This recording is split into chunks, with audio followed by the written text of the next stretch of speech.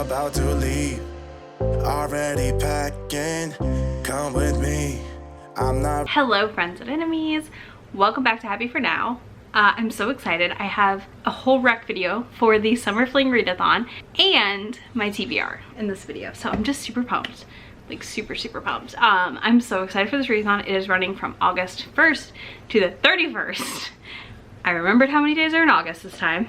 I'm super pumped, and I can't wait to give you all these recs, tell you my TBR. There will be timestamps down below in the comments or in the description box. So if you only need recs for like a specific prompt, click on that. It'll get you right to it. I've got a lot of books. I didn't count. I just made a list and I was like, we're just gonna roll with it. So we're rolling with it. But anyways, Sarah from Steeped in Books hosts this readathon and it's just so much fun. We have a whole pile of co-hosts. They will all also be linked in the comment box. And yeah, we also, I guess one other note is there are 2 more live shows planned for the readathon. The next one is August 15th on Kayla at the Fritz's channel at 8 p.m. Eastern Daylight Time. And then August 29th on Chloe at Always Booked channel at 3 p.m. Eastern Daylight Time. So put those on your calendar, get ready to come hang. Let's talk books, all that fun stuff. All right, let's get to it. So first prompt, Down Home Country. So this is hard because I don't read cowboy romances, nor do I read a lot of small town romances, I feel like. But then I was like, wait, actually I have read a lot of small town romances, and you're gonna see some overlaps in book titles between categories, just because that's what happens with this, because I wanted to give you stuff that can count for multiple things also. So A Cowboy to Remember by Rebecca Weatherspoon right here. This is an amnesia story. It starts in the big city, goes to the country. It is real good. I really enjoyed this book when I read it. We follow her as she recovers from her amnesia with her old high school flame right there helping her out, being a hot cowboy. Then we have Zenny, which is also by Rebecca Weatherspoon. This is another great small town romance. This is set in New York, in the country, at a farm, or no, yes, at a farm. I'm a liar. And some in LA, but it's majority spent in New York at a farm in a small town area. And it's about Zenny, who has to show up to take care of her great aunts, or her aunts, I think it's just her aunt's stuff after she dies. There's a marriage of convenience for her to get her inheritance, and there's this great hot guy named Mason that she ends up marrying. There's pegging. It's so fun. I love this book so much. Next we have Destiny's Embrace by Beverly Jenkins. This is going to be your historical western. This is set in California. Yeah, it's great. It's Beverly Jenkins. I don't think it's my favorite of hers of all time, but I still highly recommend it. You could also read Forbidden by Beverly Jenkins, which is one of my favorite series by her so far that I've read. I'm also going to recommend the Ravenswood series by Talia Hibbert. I've not read all of these yet, but they are all set in like a small town. There's pretty much all the tropes you could like. You've got friends to lovers, there's enemies to lovers. I really like A Girl Like Her. That's actually a rec later in the video, so. And then we have Sinner by London Hale. This is a priest romance. He's not really a priest. He's like a minister or something. I don't know the words for these things, but this is definitely a taboo romance, and it's set in a small town where she has a sex shop across the street from his church, and it's pretty funny. All right, next up is Big City Life. So I felt like, I was like, oh, all the books I read are in the big city. And I was like, no, I feel like they're all in like these like nondescript locations. What's up with that? Anyways, I've got a good list, I feel like. So first of all, we have Layover by Katrina Jackson. This is on Kindle Unlimited. It is a quick novella. I really like Katrina Jackson's writing. It's set in Oakland. I feel like that's a big city. It's right near LA. No. Yes. No. San Francisco. Whatever. Oakland somewhere in California, and it's a bigger town. It counts. This was a really fun novella about a travel blogger and a podcaster. Feels very like, not pandemic relevant, but like this time relevant, if that makes sense. Then we have Rafe by Rebecca Weatherspoon, another favorite of mine, which is set in LA. It is about Rafe, who comes to nanny for Sloane. It's I think they're twins, 2 girls who are delightful. He's this hot buff nanny. They get it on. It's sexy. It's a good time. Highly recommend. Then I also have the Aletha Sparrow web series. These are all set around Chicago, and they're kind of mob-ish, gangster related, adjacent, so you definitely could pick these up, and they're all on Audible Escape. You could get through all 3 of them honestly in a few days. They're pretty quick. And last but not least for big city, I've got Burn For Me by Alona Andrews, which is set in Houston, Texas. A location apparently that is not. So this is set in Houston, Texas. This is a paranormal romance. It does not have a full HEA at the end of the book. First book, it's a 3-book series. To get that HEA, it's still really fun. So it's about Rogan and Nevada, who are trying to solve this case of who is doing these awful crimes around Houston. And it's just a total blast. So our next category is authors of color. I'm just gonna give you a list of authors I love. Not specific books necessarily, but also every single book I'm reckoning you on these lists, like for each category, at least 2 or 3 are authors of color. So the world is really, you got a lot of options on my rec list. So I hope that's helpful. Let's see. I've got Alyssa Cole, she's an all-time favorite for me, Alexis Daria, Katrina Jackson, Helen Wong, so your Kiss Quotient or The Bride Test. Salika Snyder has this great book called Take a Chance on Me that's a novella. It's a motorcycle gang, kind of. It's real good. Inspired by a picture of Chris Evans. Nalini Singh, Alicia Rai. That's like not even half the list that I could give you, but those are just some of my favorites, so feel free to check that out. My favorite category, one of them, hot and spicy. So I picked some of my favorite, like higher on the steam scale books, but also approachable still. So first of all, we have Robin Lovett's Planet of Desire series. These are alien romances where they crash land on a planet that feeds your body with these toxins that make you have to do it to release them. So this is a dirty book, I'm not gonna lie, but there's also really good angst, really good world building, really good storytelling happening here. These are definitely less intimidating than the Ice Planet Barbarian series would be, I think, to a newcomer to alien romance, and I really, really recommend them. You could start on any of the books. I would start with book 1 personally, but so fun. Then we have Katie Roberts' Wicked Villain series. If you're like me and you like a good menage and you like really hot sex scenes, this series has it all. Book 1 is not a menage, but there is menage scenes in it, I believe. Book 2 is a menage. Book 3 is not, but it has menage scenes. And then book 4, The Beast, is also a menage. These are just really fun. I like the world that she built with the Wicked Villains, and I've just really enjoyed them. And then I will also rec the Touch of Taboo series by Katie Roberts. I really liked Your Dad Will Do. This is about a girl whose fiance cheats on her, and she gets revenge by banging his dad. And then last but not least is All Together by Brill Harper. This is a menage with minimal kink, and I think that these books are just so good. I'm so excited for more books by Brill Harper. I loved this book. All right, Dark and Dangerous. I'm gonna rec something I already recced, which is the Aletha Romig's Sparrow outfit series. Again, they're on Audible Escape. They're really fun, and I think they're a good starting point if you're interested. Next, we have the Game Makers trilogy. We have the Game Makers trilogy by Cressley Cole. I love these books. So book 1 is The Professional, right? I think so. Anyways, this one is the Mafia book. This is really good. This one is the brother who's like more of a businessman, politician. This one is my favorite. This is about a grifter and them falling in love and him maybe playing her just as much as she thinks she's playing him. I love all 3 of these. I think these are great dark and dangerous books. I think they're just delightful. This is seriously an all-time favorite series for me. I actually really want to reread it. But I've got so many other books to read this year that I'm waiting. Definitely check trigger warnings on all of these though. Like because I'm kind of trying to move through them quickly, I'm not listing them, but they are out there on reviews, so take care of yourself first. And then last but not least is Dark Mafia Prince by Annika Martin. I read this earlier, like 2 months ago. This is, wowza. This is a lot. It is a full-blown mafia romance.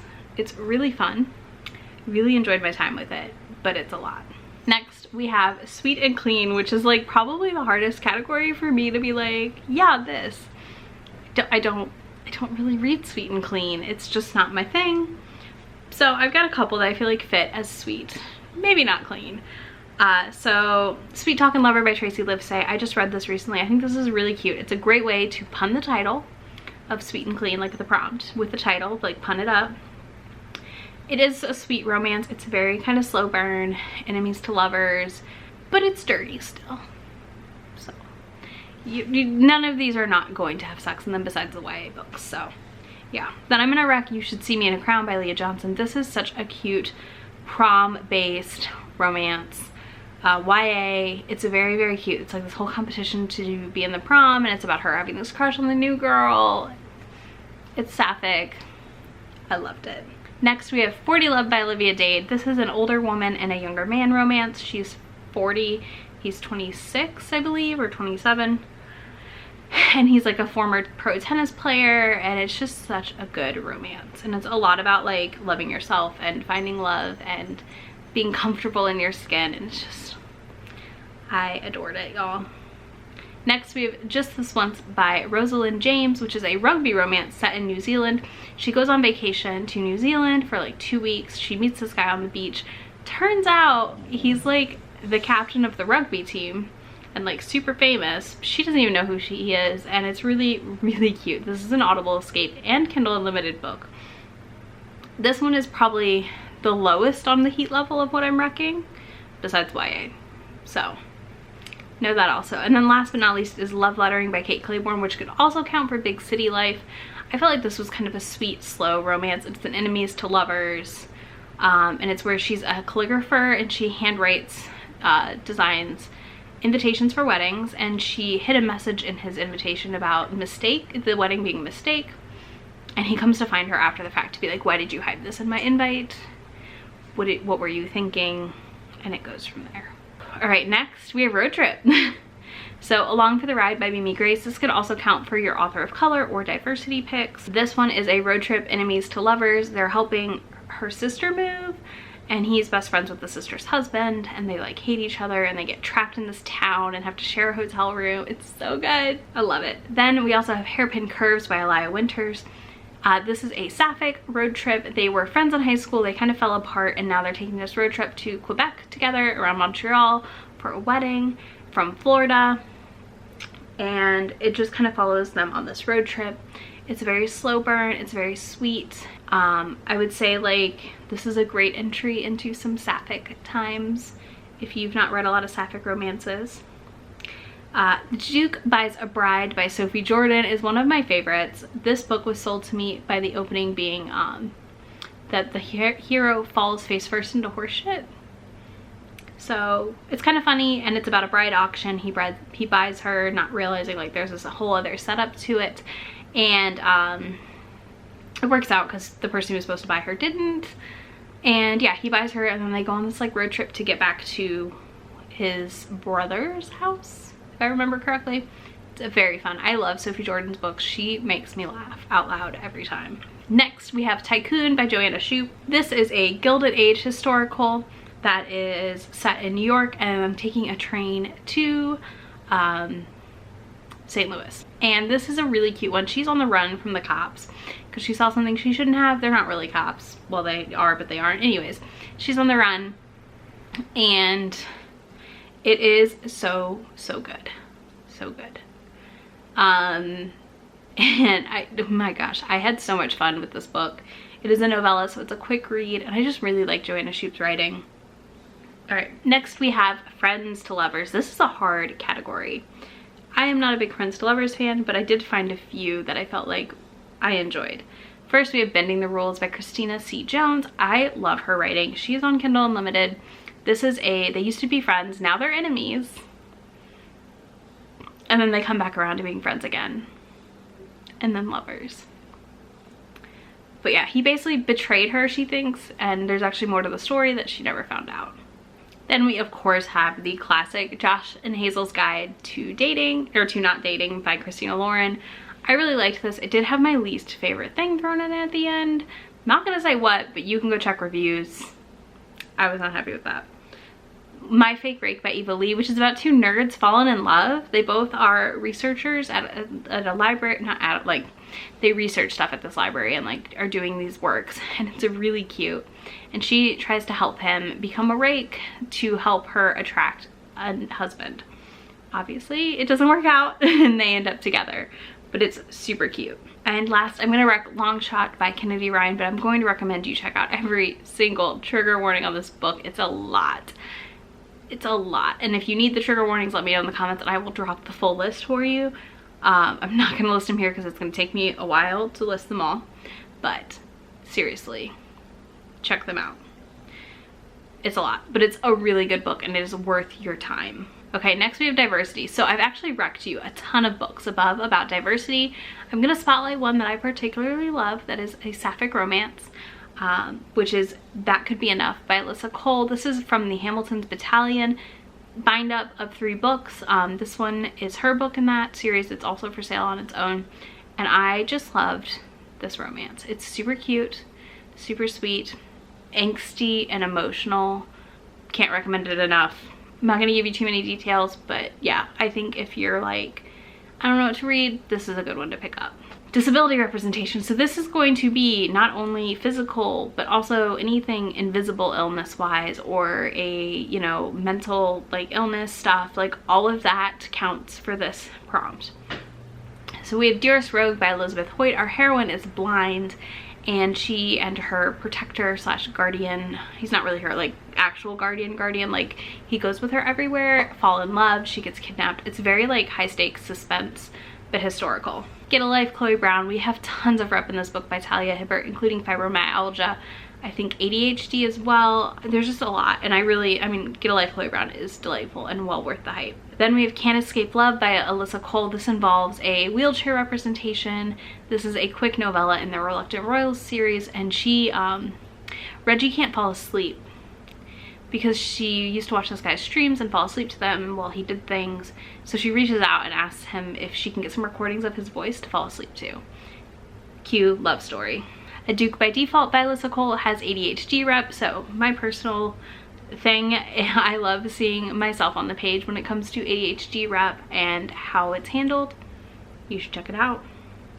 Love Will Always Remember by Tracy Livesay has amnesia in it, so we're gonna count that here because it is sort of something that happens in real life. But that book really shocked me at how good it was and how much I loved it for having amnesia rep, because it's about a woman who hits her head and loses her memory, and then her fiance's brother has to take care of her and pretend to be her fiance, and it kind of goes awry in a great way. Dirty Letters by V. Keelant, and Penelope Ward has agoraphobia in it, and that's on Kindle Unlimited.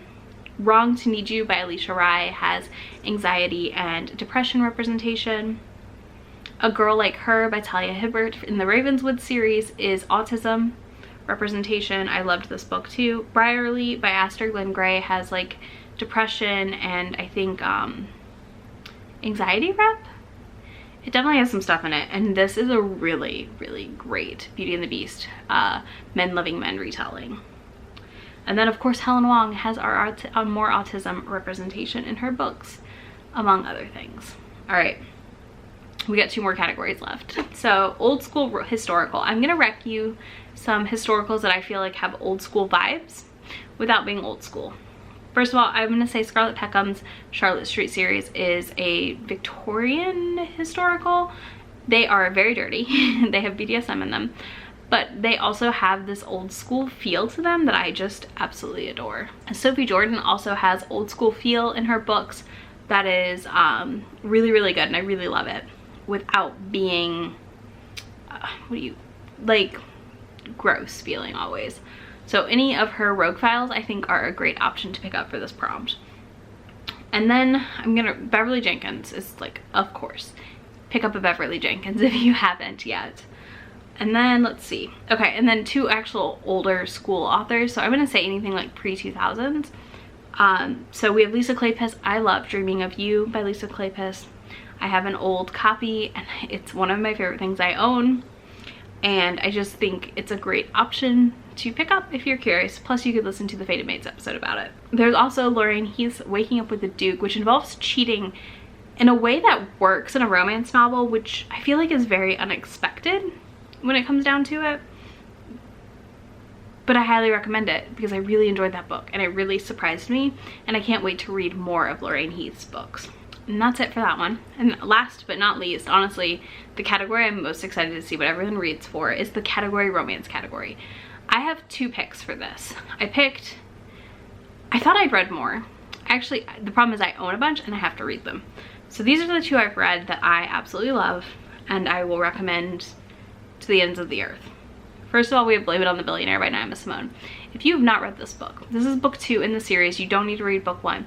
This is about a blackout that happens in Chicago, so all the power goes out. Her and this guy are trapped in this hallway and they end up doing it.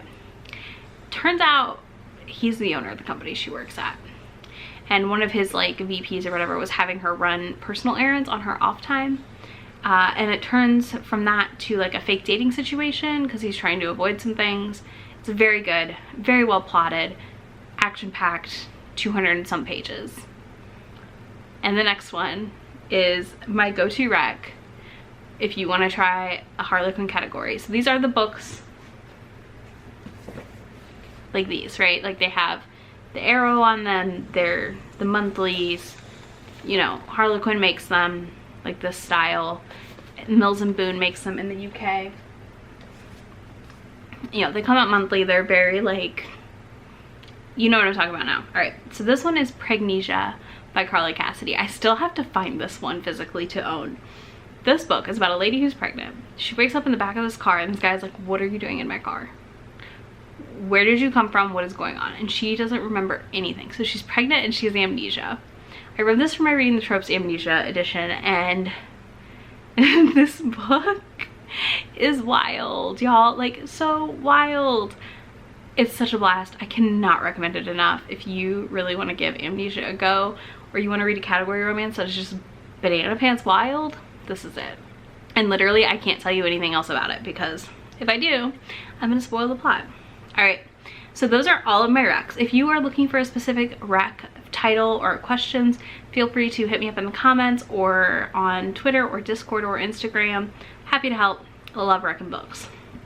Let's get to my TBR. I'm tired of talking already. Whew.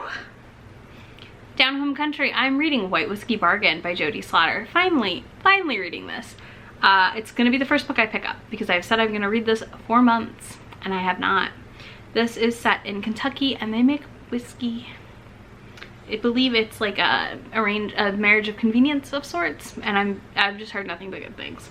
Big City Life, I'm gonna read the Tangled Web series by Aletha Romig. I will be caught up with her Sparrow outfit then, so I'm gonna dive into these. Author of Color, I'm reading Indigo by Beverly Jenkins. Hot and Spicy, I'm gonna read You Had Me at Hola by Alexis Daria. Pending I don't read this before because, oh, this book. I love this cover, but yeah, we'll see.